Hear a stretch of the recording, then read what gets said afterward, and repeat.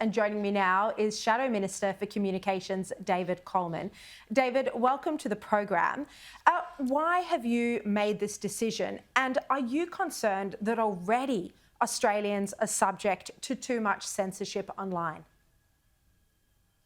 Oh, Sharri, look, we made a very clear decision today that this bill is just utterly unacceptable. I mean, you know, this bill, it should be torn up into little pieces and thrown in the bin. It is absolutely outrageous, some of the material that's in this bill. It is so broadly defined that, you know, misinformation could capture so many statements by Australians about politics and so many other things that it's just a complete non-starter. It's quite extraordinary that the government has put this forward, that, you know, Minister Michelle Rowland has put her name to this. I think is frankly somewhat alarming. Look, it's a terrible bill, and absolutely our focus is very much on opposing it. So at the start of the show, I spoke about if an individual is accused of misinformation, they could be hauled into ACMA, and if they don't show up, they could be fined $8,000 every single day. Is this right? Talk me through this, and how is this appropriate?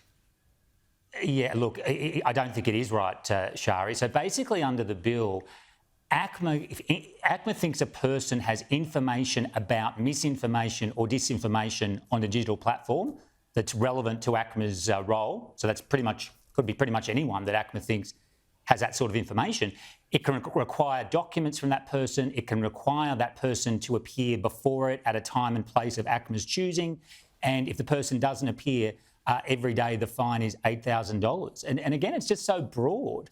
And in a democracy like Australia, Sharri, safeguards around these issues are so important. And I don't think that the average Australian would think that was appropriate. And the other thing, Sharri, there's a crucial point.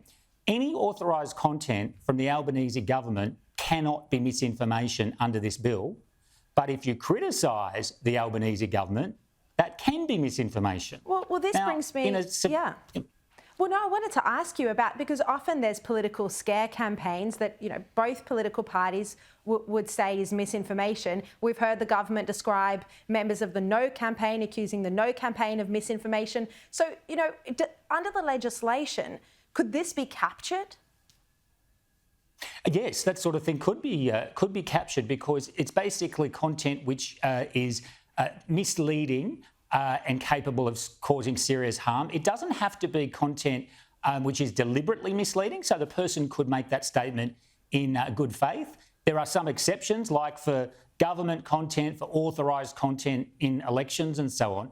But if a politician said something at a community meeting or just put something on someone's Facebook page or whatever, yeah, that could be captured, absolutely. And if you're the digital platforms who are facing these big fines, what are you going to do? You're going to say, well, we better censor a lot of material, because the last thing we want is to get a massive fine from ACMA. When the government says ACMA's not directly censoring information, I mean, it's not really relevant, because ACMA is in control here, and the platforms will not want to get those fines, and so they will self-censor. Yeah, no, it's absolutely extraordinary. David Coleman, thank you very much for your time. Appreciate it.